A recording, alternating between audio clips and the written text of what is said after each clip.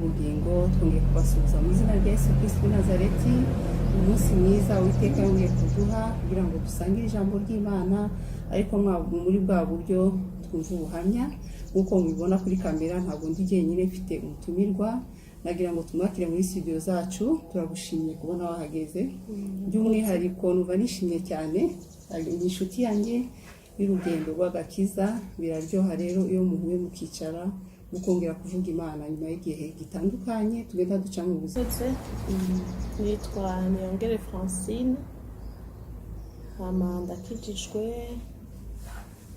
maze imyaka 29 ngendana na Yesu. Ndubatse, mfise umushingantahe n'abana 3. Uyu munsi rero bakunze ibiganiro byacu, turagira ngo twumve ubuhamya bwa Francine. Nkuko yababwiye arakijijwe kandi imyaka yatubwiye ni myinshi cyane.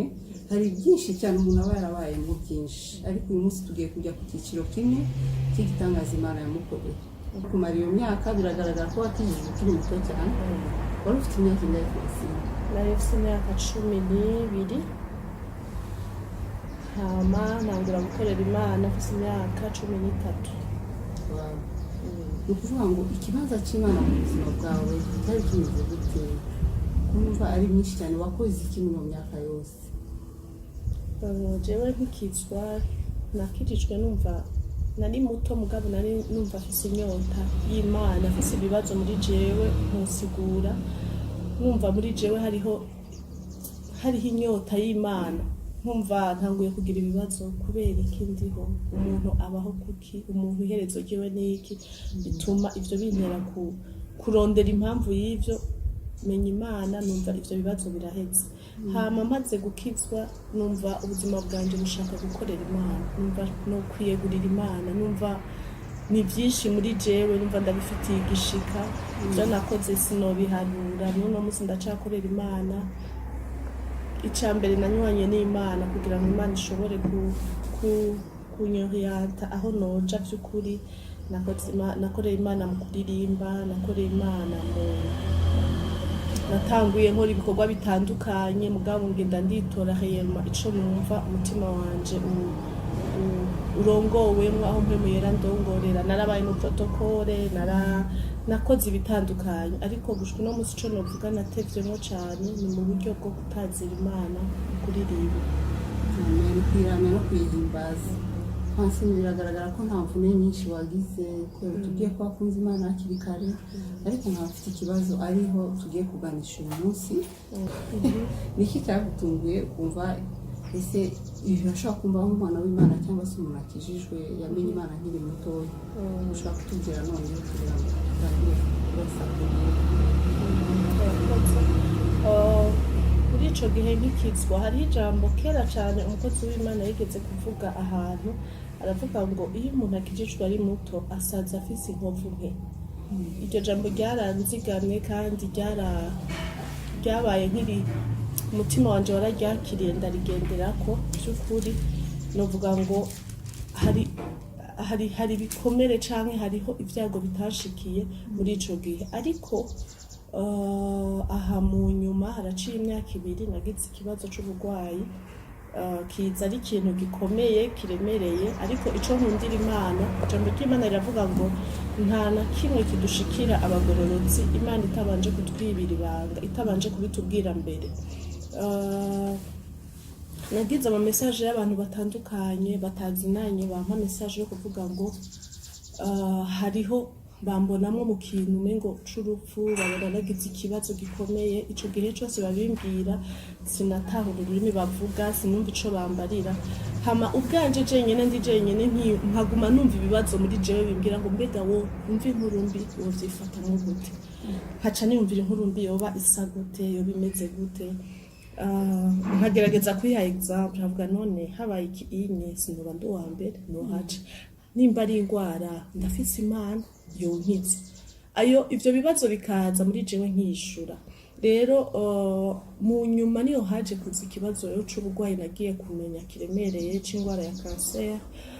Ndayimenya inyuma y'igihe igihe indwara ntazi ibyo ari byo, mu nyuma niho naja gutangura kwivuza bakamvura ibitari byo, nkivuza estoma, nkivuza iki mugabo atari ico ngwaye. Mu nyuma niho rero bagiye kumenya ko mfise cancer muri intestin.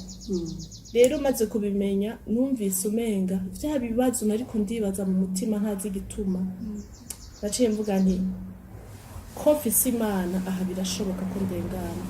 Naragiriye Imana confiance mu buryo numva umenga sindi jenyene kandi nkumva ko hariho ikintu gitegerezwa gukoreka. Rero nashaka kubwira abantu bizera, abantu bakijijwe, birashoboka ko umuntu w'Imana ashobora guhura n'ikibazo, birashoboka ko umuntu w'Imana naho yize ashobora guhura n'ingorane, ariko kimwe ntitubibamo nk'abantu batagira Imana, ntitubibamo nk'abantu Imana yahevye yanse, ariko tubibamo tuzi ngo hariho umuntu ashobora guhindura ibihe. Kuba bidushitse ko si uko Imana itwanse, ariko nuko ibishatse kutwigisha ikindi kintu ku yindi level canke ku rundi rwego. Rero birashoboka ko abantu b'Imana duca mu bibazo, mugabo hari n'inyishu muri ico kibazo. Francine, ni surprise ikomeye kuvuga ngo uwo muntu ukireba birashoboka ko ushobora gutungurwa ukizwa cyane ukiri muto cyangwa ukabihagaramo neza. Iyo Imana yabishatse iragucisha ahantu hakomeye, ariko ndagushimiye ko ubivuze buhoro bihuse. Ariko nshaka mbaze icyo gihe wari ufite abana bangana gute? Ese uko kubara mu nda wabaga ufite umwana wawe byagenze gute? Nagira ngo tugire gato kugira ngo dufashe umuntu waratureba ibihe bikomeye, n'iki cyakugoye, n'iki wize nyuma yo kubwirwa mbere ko icyo kintu kiba kimenyekana. Imana yarakuganirije n'ibyo, ariko muri urwo rugendo warutangiye noneho rwo kwivuza, n'iki wumva warize gikomeye turasa ku ntego cyangwa icyo Imana ishobora kuba yarakubwiye hagati aho ukibabara? Urakoze. Natanguye kumva ko ngwaye, nari nibungenze canke mu Kinyarwanda nari ntwite.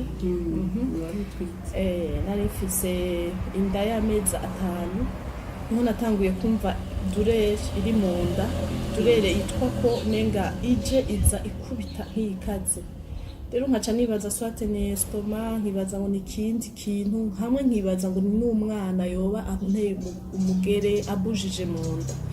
Ndabibamwo gushika haragera ko mvyara, hama maze kuvyara mugabo ya durere igumamwo, nkaguma numva mbabara indani mu nda, kandi bije nkumva nyene ni kidurere gikubita kweri, nkumva ko mbabaye cyane. None nangura kugira amakenga, ndavuga ndabone ko narenze ko ari umwana, ubu ko navyaye ni giki kiri mu nda kiriko kirandehaje. Mara igihe rero nivuza mugabo badatora ikibazo. Ikintu ca mbere novuga nasabye Imana yuko botora ikibazo kiri mu nda, kuko naramaze igihe kirekire cyane nivuza batazi igituma, nivuza bamvura ibitari byo, bamvura estoma, ariko ndanywa imiti bikanka, gushikaho numva ko ibintu ndiko ndumva si ibintu byo kwihanganira, ni ibintu bikomeye. Ndasenga ndabwira Imana, igitangaza ca mbere ndagusavye werekana ikibazo kiri mu nda, kuko hageze igihe n'abaganga birabarengera ntibatahura ico kintu, ko imiti yose nayinwa ariko ntireponde. Hama ndabibamo gutyo, ndasenga Imana, ndavuga ni Imana, wewe uri umuco uramurika, uri Imana, igitangaza ndagusavye burika mu nda yanje babona ikibazo gihari, kuko narumva ko biriko bigenda biba cane, ndatibiro, sinafungura, haragera igihe muri 6 mois nta 21 kilo, n'amazi nyoye yagaruka atakintu na kimwe nashobora gufungura ngo kigume mu nda. Hama ubugwayi burabandanya, ndibuka igihe kimwe ndyamye Imana irangendera, numva ijwi rimbwiye mvyuka n'umu ndagyibuka rivuga ngo ni wizera neza uzokira neza iyo ngwara yawe. Niyo jambo Imana yampaye ntaramenya ikibazo. Rero mbandanyije kwivuza, mu nyuma niho bandungitse ahandi bankorera operation, barashobora kubona ikibazo. Mugabo niyo operation yabaye ari kurondeza batarabona exactement, kuko nariko ndahera, baragira ubwoba, sinafungura, ingufu zaheze, baravuga ati reka turabe mu nda. Niho bankoreye ibipimo byose barabura, mu nyuma bankorera scanner, bamaze kuyigira barabona mu nda umengo hariho ama intestin yoba afatanye, bangiriye operation bazi ko ari intestin yinjiye mu yindi, ariko uburyo bari banayiteguyemo ntiyari bavuga ngo bakoresha irya systeme ya laser, ariko baranyavertisa ati biraba ngombwa ko twugurura mu nda turabe n'ivyaba ngombwa. Nanje nari mpagaze ahantu ho kwizera Imana mu buryo ntusigura, nanumva ko igitangaza ca mbere nuko babona ico ngwaye, kuko nanumva ko tanke batabonye ikibazo ndashobora no gupfa, ariko ndasaba Imana ngo nurike. Hama bamaze kugurura niho basanze muri intestin hari tumeur, barashobora kuyikuramwo, hama baraja gupima, niho bagiye gupima baciye basanga harimwo amaselile ya cancer. Hama turunguruza mu kindi gihugu, turaza ngaha mu Rwanda, barabona ko operation yagenze neza, mugabo baca barangira ati fo kugira ikintu bita chimiothérapie. Bakibimbwira numva ari ibintu bigoye cyane, rwari urugendo numva ntanguye ruremereye, kuko nanifise inkuru ya chimio ububi bwayo. Muganga aransigurira arambwira ati ikintu raporo mbonye bandungikiye nuko wewe bakope kandi intestin, aransigura ati intestin ifise kushe zitatu, ati yari kwitanda kuja kuri kushe ya nyuma, ati kandi yishika kuri kushe ya nyuma yacisanzara, nta na kimwe bari kugukorera, ati mugabo reka ndagutumye scanner barabe ko atabindi vyoba bihari, barabe ko vy'ukuri babikuyemo vyose. Scanner irerekana ko babikuyemo vyose, niho docteur yambwira ati vyoba vyiza ugize chimiothérapie kugira ngo tunetwaye n'akandi kose. Ati gitangaza cabaye nuko operation yagenze neza, vyakunze ko bakuramo ivyo bicafu. Mu nyuma rero ndatangura iyo chimio, nukuri ya mbere ndayikorera Kigali, igenda neza, bwabwo bananifise numva buraheze, ariko imbere yo gutangura narasenze ndabwira Yesu, ndavuga nti Yesu kurya wabanye mu muriro na Meshaki, Shadraka, Abdinego, ubu umuntu wa kane uza kubatabara, ndasenze uzombera umuntu wa kabiri muri uru rugendo uzoza kuntabara, kuko mfise inkuru mbi za chimio, mfise inkuru mbi y'ivyoba, ariko ndasenze ngo uzumbe hafi, uzungwanirire, uzumperekeze. Ntivyari vyoroshe kubitangura, umubiri vraiment waratewe, ndumva ko ari ikintu numva umengo ni igikombe ngiye kunywera ko kiremereye kigoye, numva ari umusozi ntanguye ugoye. Muganga aranyumvisha ko ntegeza kugira nyinshi 12 séances, nkumva nyene ni birebire, ariko ico nkundira Imana vyambereye, Imana yarabanye nanje muri iyo muriro, no wita umuriro kuko ntivyari vyoroshe, ni imiti igoye, ni imiti ikaze, ni imiti n'abaje kuyigutera biproteja kugira ntihagire ubakorokako. Ukacuraba rero jewe bagira bayiteremwo ingene en fait mbambaye expose, donc urumva bambaye ikimazi ariko ico nshimira Imana nuko ubwo rugendo Imana yarabanye nanje, hariho utubazo twabaye, hariho ivyagoranye, hamwe imiti kaza inyaruka, ari umuti wategereza kuzara kamwe mu masaha 24 heures, mugabo rimwe hakaba utuaccide umuti ukanyaruka bivanye n'ingene ukuboko kwabujije, gihe kimwe harabisanganye iteye ubwoba, umuti wamara 24 heures umara 15 minutes, nukuri rwari urupfu ruraho. Yari accident iteye ubwoba, nagize amaefe ateye ubwoba, amwe yo kugarukira novuga kucobo c'urupfu yo ku kinogo, kuko maze gutaha naragize amaefe, umushatsi uravako, ururimi rurirabura, ndamera nk'uhiye mu mutwe, ndamera nk'uhiye mu nda, ndamererwa nabi ku buryo vyabaye ngombwa ko subira mu bitaro kubw'amaefe akaze yanshikiye. Nukuri nk'abahenda hamwe no kwizera umubiri waratewe, ndumva ko impemu yanje itewe, ariko ndasenga Yesu, ndamubwira nti Yesu ndakwinginze ufate umutima wanje. Bari baranyavertishije ko ayo mayifa azoshika, mugabo igihe vyaba kuvyakira vyarangoye, ariko narasenze Yesu arama inkomezi. Ndibuka ndi mu bitaro numva nuzuye amarira, numva merewe nabi, Imana irangendera. Yesu nabwiye isengesho, nambwiye Yesu umpe inkomezi. Yari seanse ya gatanu yasigaje nyinshi, ariko ndabwira Yesu umpe inkomezi kuko ndumva ko iki gikombe kirandemereye. ijambo Imana yampaye ijambo ryo muri Bible igihe Yesu yaja kubatizwa abatizwa na Yohana, ijwi ngo riva mu ijuru riravuga ngo nguyu umwana wanje nkunda kampimbara. Imana iryo jambo ngo ndagukunda kandi urampimbara. Uriko urabatizwa mu muriro ariko uzoharengana. Ico gihe numva ndihanaguye amosozi, numva inkomezi ziragarutse, numva asubiye kugira umunezero, numva asubiye kubaho. Ndabandanya urwo rugendo rw'amashimwe. Rero novuga ko ari ico kibazo gikomeye nahuye naco. Utundi twaraza iminite yaguma iri hasi, naracerewe cane imiti kugira ngo ushobore kurespekta igihe muganga yambariye, mugabo byarakunze cane ko nshobora guheza ayo maseanse. Nukuri nigitangaza kuko hari abo vyanka umubiri ukanka kuresista iyo miti, kuko ni imiti kaze, ni imiti ikubita mu mubiri kica amaserira agwaye n'ayakomeye umubiri warazi. Mugabo igitangaza nuko umuti wa nyuma wagiye kunyanka muri seanse ya nyuma, hariho umuti ukomeye wanyase.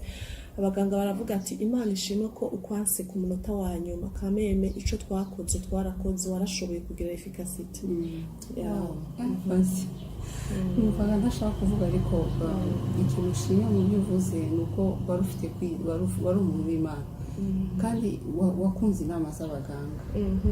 Ikintu nize ni uko hari igihe abantu bagira kwizera cyane, kandi hari umuntu ashobora kuba arimo aratureba arwaye akumva ibintu byo gukurikiza abaganga ntiyabikora, cyane cyane batubwiye ko wasinze ukiri mutonya.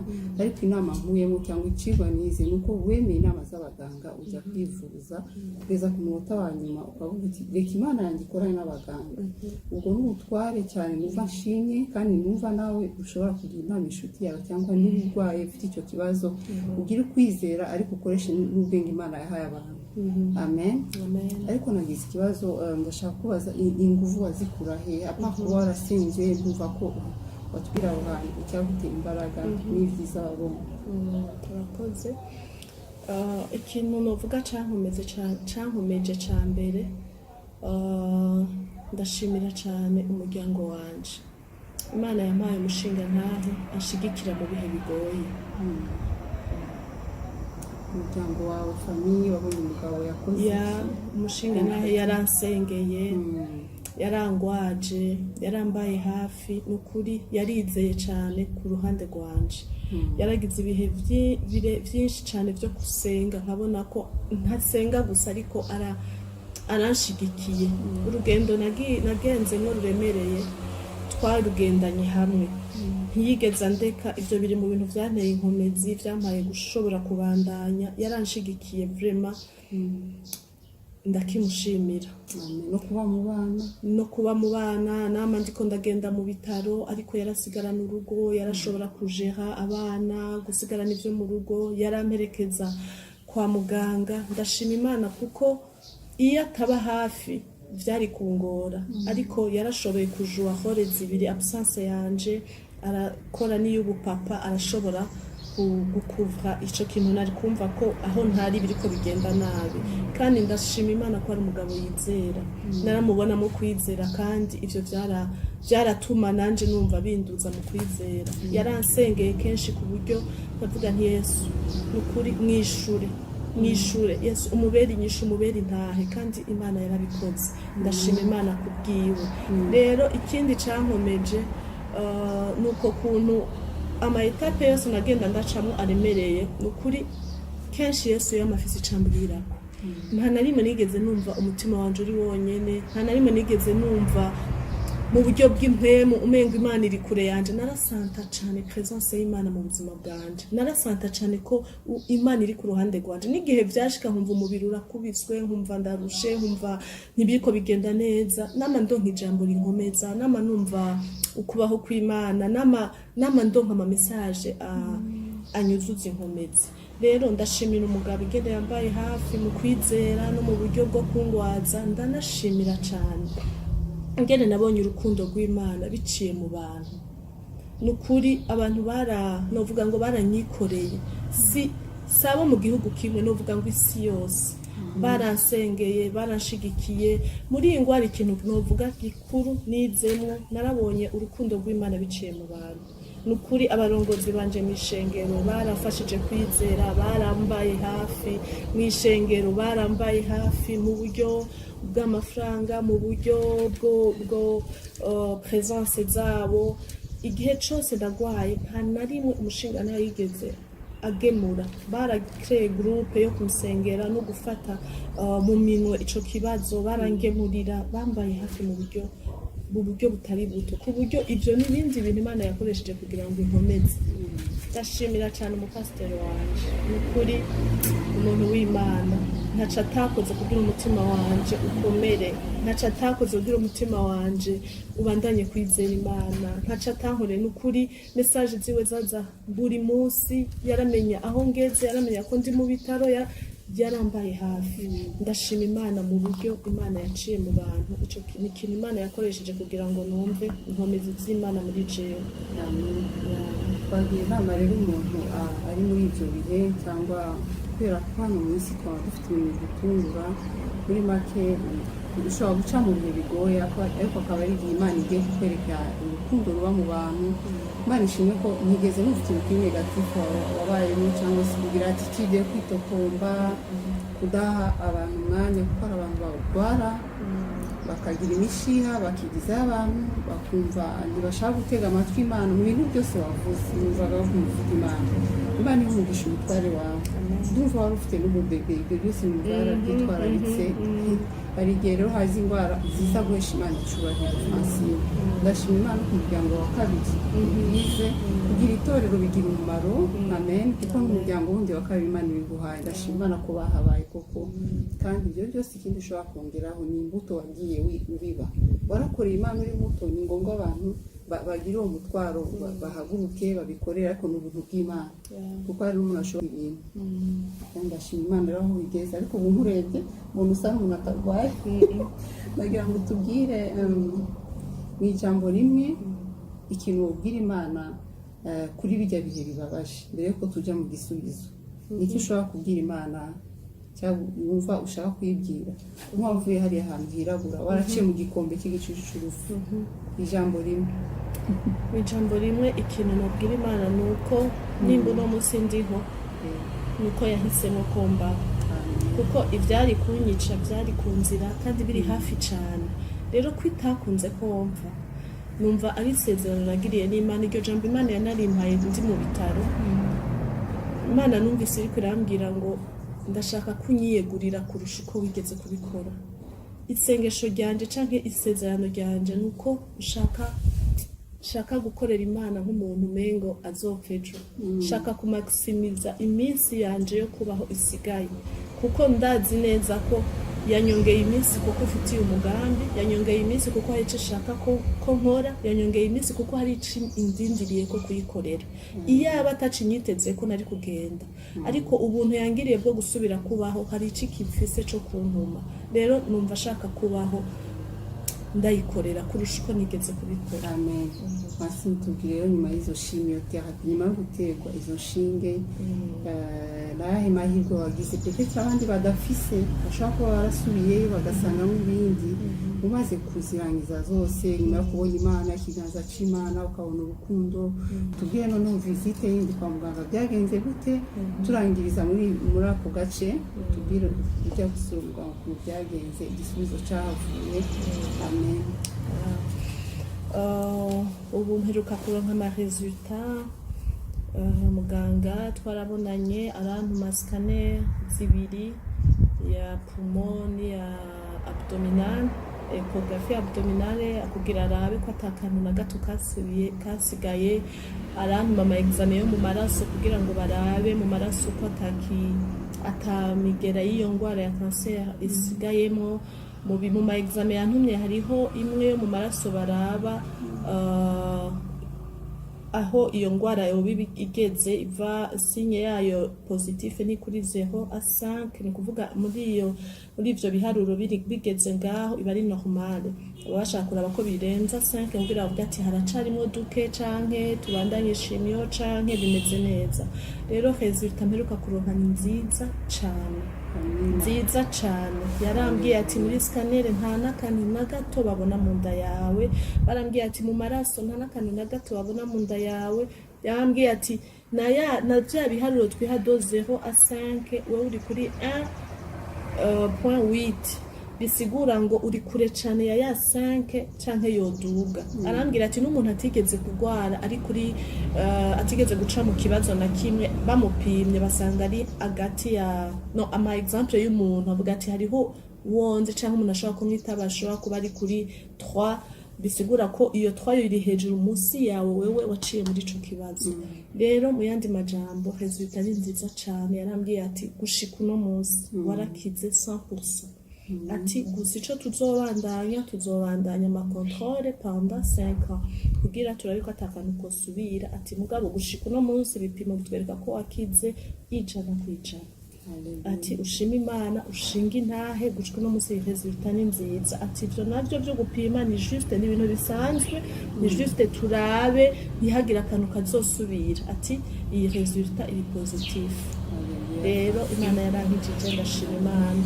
Turashima Imana ko waciye muri wa mubabadanye. Ndashima Imana ko wakize Francine cyari muto muri umuryango utezeho byinshi bari abana umutware wawe igihugu itorero. Ndashima Imana ko yakongera imyaka yo kubaho. Imana ishimwe cyane kutabonye urwandiko rubi nk'urwa mbere. Ni ukuvuga ngo passage yawe yabonetse mu Imana. Nagira ngo nanjye shigikira igitekerezo cya muganga shinga intahe. Shinga intahe kuko turakuze urwaye nuko ntashoboye kubazanya amafoto ariko ndashima Imana ko wagarutse. Imana igufitiye umugambi mwiza. Turi kumva hari byinshi yagusigarije nk'uko wabivuze ariko nagira ngo mbere yo gusengera abantu ubwire ijambo rimwe umuntu arwaye Imana wayibwiye ko witeguye gukora nk'uri gukora umunsi wa nyuma. Ariko hari umuntu ashobora kuba arwaye cyangwa se acanka kwivuza. Ni irihe jambo ushobora kurangirizaho umubwira rigufi hanyuma cyo gusenga?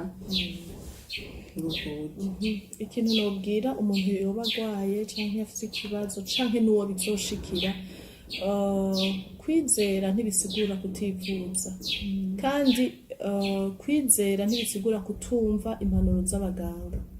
Inzira z'Imana ni nyinshi kugira ngo dukize.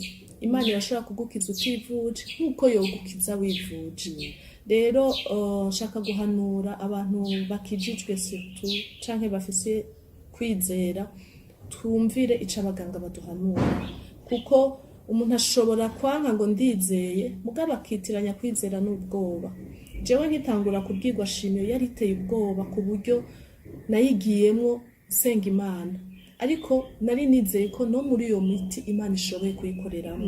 Mu kumvira abaganga igitangaza canshikiriye. Rero ngira mpanura abantu bizera ntitube twanka impanuro z'abaganga. Imana yarabashizeho kugira ngo batubere badufashe kutwereka inzira ducamo, kandi muri iyo nzira Imana irayikoreramo. Ntibisigura ko tuba tutizeye ufata imiti. Amen. Nagira ngo turangize dusenga kuko twashatse tubanze twumve ibyo dusengera ibyo numva wabitubwiye. Nagira ngo tuzamure ijwi dusenge kugira ngo Imana ikorere muri kino kiganiro abantu bafashirizwemo. Amen. Mwami Yesu turaguhaye icubahiro, turagushimiye kuri Imana yo kwizerwa, turagushimiye kuri Imana ufise inzira nyinshi kugira ngo werekane ubukuru bwawe n'ubwizigirwa bwawe. Turagushimiye Mana ko n'igihe rimwe bisa nk'uko ari icago gishikiye abizera, wewe uba ushaka kutwigisha. Mwami, ikibazo ndagushimiye ko kiza nko kutuduza ku rundi rugezo.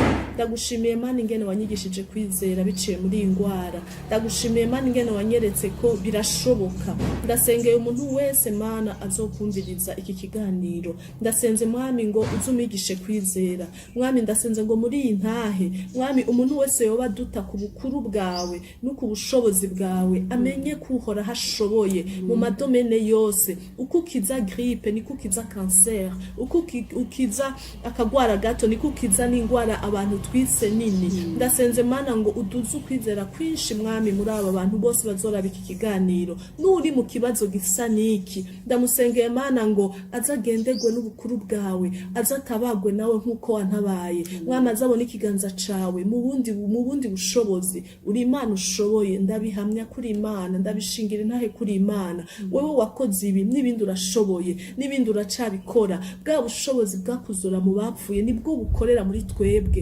Ndagushimiye Mana ico wakoze, mvuga ngo ugendere n'abandi Mana bari mu bibazo bitandukanye, araba kwiteze ko gukira, araba kwiteze ko Mwami ubufasha butandukanye. Mwami ubigishe kwizera, Mana ubahe kuva mu kibazo barimwo, kugira ngo Mana bishire hejuru izina ryawe. Mwami ndagushimiye ko ibibazo duhura navyo si ivyo kutwiciraho, ariko n'ivyo gushira hejuru izina ryawe.